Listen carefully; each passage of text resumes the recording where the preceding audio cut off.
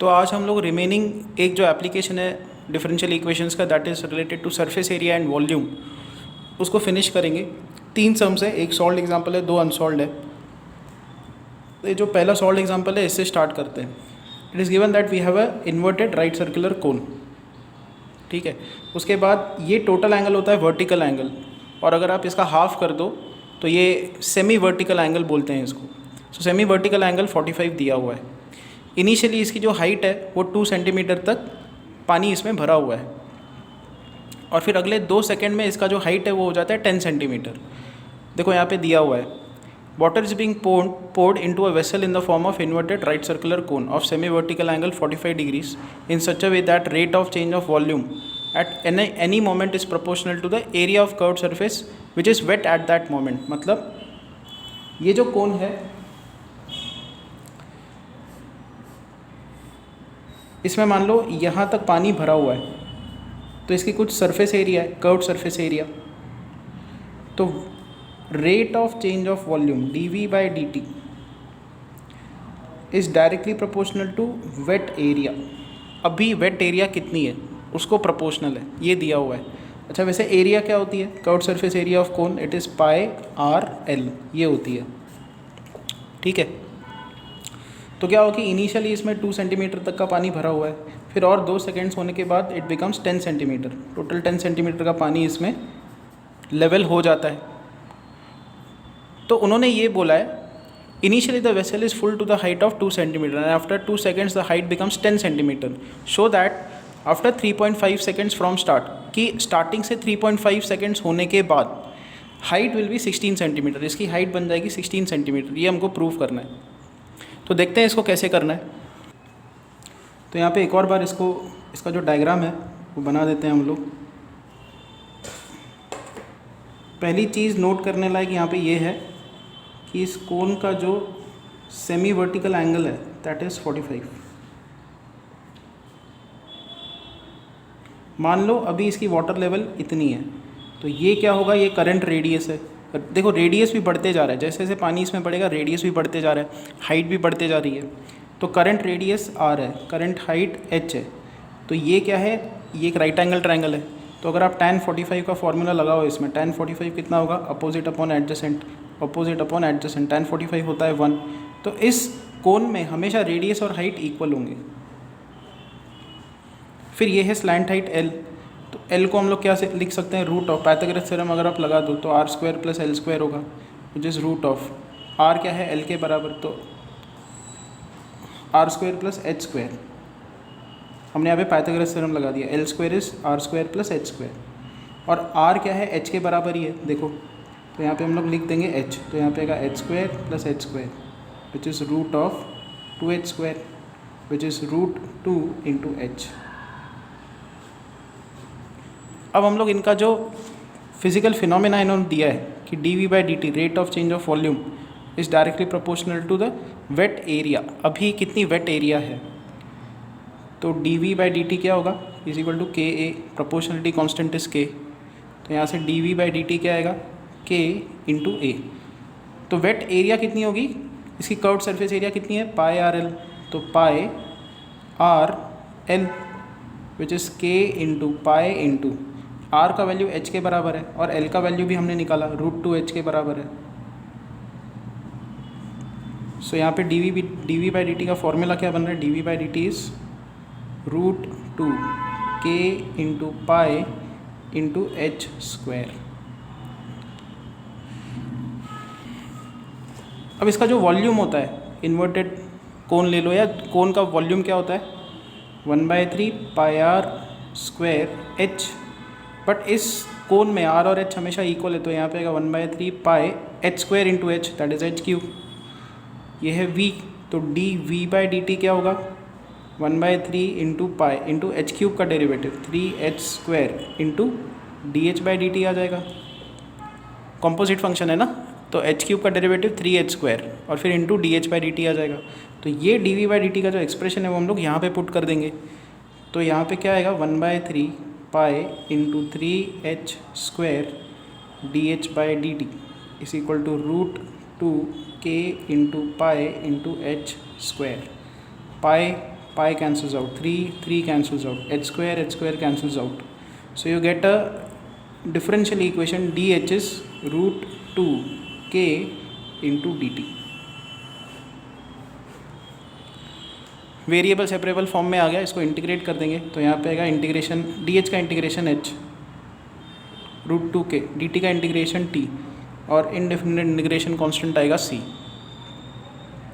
अब हम आते हैं इनिशियल कंडीशंस पे. इनिशियल कंडीशन क्या है कि जब कोन में पानी भरना स्टार्ट भी नहीं किया तब इसकी हाइट 2 सेंटीमीटर तक पानी इसमें भरा हुआ है. तो इसकी जो हाइट है वो 2 सेंटीमीटर है जब टाइम t 0 है, मतलब पानी भरना जब स्टार्ट भी नहीं किया तब इसकी हाइट 2 सेंटीमीटर है. पानी भरना जब स्टार्ट करोगे वहाँ से टाइम स्टार्ट होगा, t = 0, 0.1, 0.2 और सेकेंड स्टार्ट होंगे. बट जब टाइम t = 0 है तब हाइट ऑलरेडी 2 है, तो हम लोग यहाँ पे हाइट का वैल्यू 2 पुटअप करेंगे, t का वैल्यू 0 पुटअप करेंगे, तो यहाँ पे सिर्फ c बचेगा, तो c का वैल्यू 2 आ गया. तो h का वैल्यू क्या आएगा, root 2 k into t plus 2. फिर उन्होंने ये दिया है कि 2 सेकेंड होने के बाद 10 सेंटीमीटर की हाइट बन गई. इसमें जो पानी है वो 10 सेंटीमीटर तक भर गया जब टाइम 2 सेकेंड्स निकल गए. तो हम लोग t को 2 पुटअप करेंगे, height is 10, 10 = root 2 k into 2 plus 2. ये इक्वेशन आ जाएगी. तो यहाँ से हमको k की वैल्यू मिल जाएगी. पहले हमने c की वैल्यू निकाली, इस इक्वेशन में हमने पहले c को निकाला, अब हम लोग k को निकालेंगे. ठीक है, तो इसको सॉल्व करते हैं. 2 इधर शिफ्ट करेंगे तो 8 आएगा. 8 = रूट 2 इंटू k इंटू 2. तो यहाँ से k की वैल्यू कितनी आएगी, k इज़ 8/2 रूट 2. एंड 8 क्या होता है, 2 रूट 2 का स्क्वायर होता है. ऊपर ये टर्म है उसका स्क्वायर और नीचे वही टर्म है यहाँ पे, तो एक टर्म कैंसिल आउट होगा, 2 रूट 2. तो चलो k की वैल्यू भी आ गई. तो हम लोग इस इक्वेशन में सोल्यूशन में पुटअप कर देंगे. h का वैल्यू होगा root 2 into k, k is 2 root 2 into t plus c, c is 2. So that is root 2 क्या होगा, 2 इंटू 2 इज़ 4, तो 4t प्लस 2 हाइट. तो अब आपको यहाँ से मिल गया कि हर टाइम इंस्टेंट पे कोन में जो हाइट है पानी की वो कितनी है, वो आपको इस इक्वेशन से मिल गई. तो 3.5 सेकेंड्स हो जाने के बाद हाइट कितनी होगी, t को 3.5 पुटअप करो तो h होगी 4 into 3.5 plus 2 which is equal to 14 plus 2 which is 16 centimetre. तो after 3.5 seconds it will become 16 centimetre.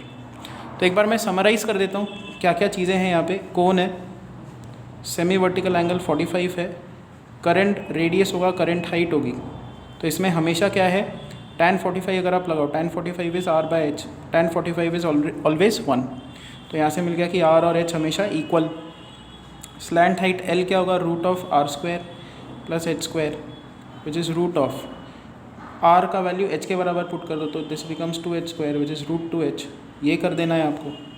तो dv/dt इन्होंने दे के रखा है. dv/dt है k times area, area is curved surface area is pi r l which is k into pi into r is h, l is root 2h. और फिर volume का expression लिखना है 1/3 पाई आर स्क्वायर h. इसका derivative लो 1/3 pi, r को h के बराबर पुट कर दो, so this becomes 1/3 pi h³. तो इसका डेरिवेटिव क्या होगा, 3h² dh/dt. 3 पाई एंड यहाँ पे h² cancels out, you'll get dh is root 2k dt. बस इसके बाद तो वेरिएबल सेपरेबल फॉर्म में आ गया. इसको इंटीग्रेट कर दो, k और c निकालो इनिशियल कंडीशन से और फिर t का वैल्यू 3.5 पुट करके दिखाओ कि हाइट होगी 16 सेंटीमीटर. फाइन. तो नेक्स्ट क्वेश्चन अब पढ़ते हैं. 9 और 10 ये दोनों हमको करने हैं. A right circular cone has height 9 centimetre, radius of base is 5 centimetre. It is inverted and water is poured into it. If at any instant the water level rises at a rate of pi/a centimeters per second, where a is the area of the surface at that instant, a is the area of water surface at that instant, show that vessel will be full in 75 seconds. तो हम लोग अब एक एक sentence पढ़ेंगे और उसका जो मीनिंग है उसको इंटरप्रेट करते जाएंगे. The right circular cone has 9 centimetre height and radius is 5 centimetre. So diagram जो है वो ऐसा दिखेगा, total height is 9, radius is 5। तो किसी भी मोमेंट पे उसका जो रेडियस है, उसका जो हाइट है, वो कैसे रिलेटेड होंगे, यहाँ पे सेमी वर्टिकल एंगल नहीं दिया हुआ है, तो ये दोनों ट्रायंगल्स जो है ये सिमिलर है, ठीक है। तो 10th स्टैंडर्ड में आपने बेसिक प्रोपोर्शनलिटी थ्योरम पढ़ा होगा, आर और एच का ratio it is equal to, r मतलब इस छोटे ट्रायंगल का ये वाला साइड और एच मतलब इस छोटे ट्रायंगल का ये वाला side, it should be equal to, बड़े ट्रायंगल का आपको ये वाला साइड लेना होगा 5/9, बेसिक प्रोपोर्शनलिटी थ्योरम। तो यहाँ से आर की वैल्यू हम लोग लिख सकते हैं 5/9 इंटू एच। तो ये चीज़ हो गई, ठीक है। It is inverted and water is poured into it if at any instant water level rises मतलब dH/dt आपको दिया हुआ है, water level rises directly proportional to at a rate of π/a centimetre पर सेकेंड। अच्छा, यहाँ पे ना डायरेक्टली दिया हुआ है, water level rises at a rate, directly उसका रेट दिया हुआ है π/a सेंटीमीटर पर सेकेंड, ये हमको दिया हुआ है। Where A is the area of water surface at that instant.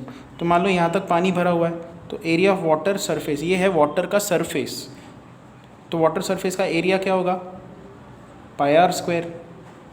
So dH/dt हमको दिया हुआ है π/πr², इसके बराबर है। Show that vessel will be full in 75 seconds. आपको प्रूव करना है कि 9 सेंटीमीटर का पूरा वेसल भर जाएगा 75 सेकेंड्स में, ठीक है। इसको सॉल्व करते हैं।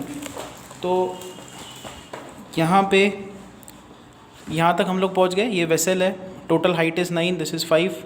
बेसिक प्रोपोर्शनलिटी थ्योरम लगाए तो R/H का वैल्यू इक्वल टू होगा 5/9। dH/dt, rate of change of height, rate of rise in water level, ये दिया हुआ है, it is directly equal to π/a centimetre पर second. Area is surface area of water की जो सरफेस एरिया है, ऊपर की सरफेस है, वो एरिया πr² आएगा, pi will cancel out and will get dH/dt is equal to 1/r²। R का वैल्यू हम लोग पुटअप कर देंगे 5/9h द होल स्क्वायर, ये आ जाएगा, विच इज़ इक्वल टू 81/25h², यहाँ पे आएगा dH/dt। वेरिएबल सेपरेबल फॉर्म में लिखेंगे, 25h² dH is 81 dt। Integrate कर देंगे इसको, 25 × h³/3 is equal to 81t plus c। अब इस क्वेश्चन में अगर आप देखो तो इनिशियल कंडीशन नहीं दी हुई है, तो हमको यही मानना पड़ेगा कि ये वेसल पूरा खाली है, मतलब हाइट पानी की 0 है जब टाइम t 0 है, मतलब जब आप t को 0 पुट करोगे हाइट भी 0 है। तो यहाँ पे आएगा 25 × 0 इज इक्वल टू 81 × 0, यहाँ पे 3 है प्लस c, तो ये पूरा 0 है, c का वैल्यू कितना है 0। तो हमारे पास सिर्फ इतनी इक्वेशन आ जाएगी, 25h³/3 is equal to 81t। Okay, तो हमको अब उन्होंने बोला है कि टाइम t निकालो जब पानी का लेवल पूरा भर चुका, 9 सेंटीमीटर का पूरा पानी जब भर जाएगा तो टाइम कितना लगेगा उसमें, और प्रूव करना कि टाइम लगेगा 75 सेकेंड्स, वो हम लोग देखते हैं। तो हाइट का वैल्यू हम लोग 9 पुटअप करेंगे, तो 25 × 9³/3 इज इक्वल टू 81 को लिख सकते हैं 9² × t। यहाँ पे 9², यहाँ पे 9² कैंसिल आउट होगा, 25 × 9/3 is equal to t। So 25 × 3 is equal to t। इसको कैलकुलेट करके देखो, t इज़ 75 सेकेंड्स हो जाने के बाद पूरा 9 सेंटीमीटर का जो इन्वर्टेड राइट सर्कुलर कोन है वो फिल हो जाएगा। Assume that a spherical raindrop evaporates at a rate proportional to its surface area. If its radius originally is 3 mm and 1 hour later has been reduced to 2 mm, find an expression for the radius of raindrop at any time t. तो assume that a spherical raindrop evaporates at a rate proportional to its surface area. तो हमने क्या दिया हुआ, एक raindrop है, इसका volume dV/dt, change in volume with respect to time is proportional to its surface area. उसकी अभी सरफेस एरिया कितनी है, सरफेस एरिया ऑफ स्फीयर क्या होती है 4πr²। ये दिया हुआ है। So d v by d t क्या लिख सकते हैं, d v by d t is equal to minus k 4πr²। क्यों माइनस, क्योंकि ये वॉल्यूम कम होगा। तो जैसे जैसे टाइम इंक्रीज़ होगा, ये पॉजिटिव टर्म है, वॉल्यूम कम होने वाला है, इसका जो वॉल्यूम है वो कम होते जाएगा। So change in volume is negative. वो नेगेटिव अकाउंट करने के लिए यहाँ पे हमने माइनस साइन लगा दिए ताकि दोनों LHS एंड RHS मैच करें, क्योंकि K पॉजिटिव रखना है हमको, ये पॉजिटिव है, ये पॉजिटिव है, दिस इज़ नेगेटिव, तो left hand side and right hand side match करे, इसलिए हमने इसको माइनस साइन यहाँ पे लगा दी। ठीक है, उसके बाद ये दिया हुआ है, if the radius originally is 3 mm and 1 hour later has been reduce to 2 mm, find an expression for radius of rain drop at any time t। Fine, तो इसका वॉल्यूम क्या होता है, स्फीयर का वॉल्यूम इज़ 4/3πr³। तो इसका derivative क्या होगा, d v by d t which will be 4/3πr³ का डेरिवेटिव 3r² dr/dt आएगा।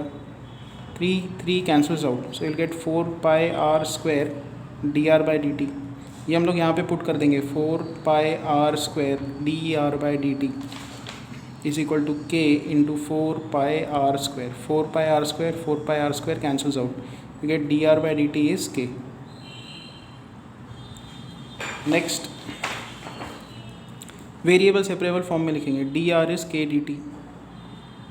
इंटीग्रेट करो, r is equal to k t plus c, ये आ गया। उसके बाद इनिशियल कंडीशंस लगाते हैं।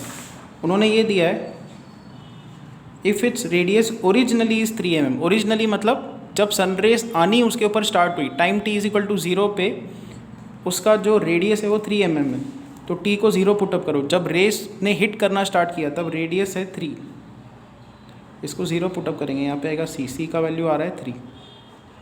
तो ये इक्वेशन अब बन जाएगी r is equal to k t plus 3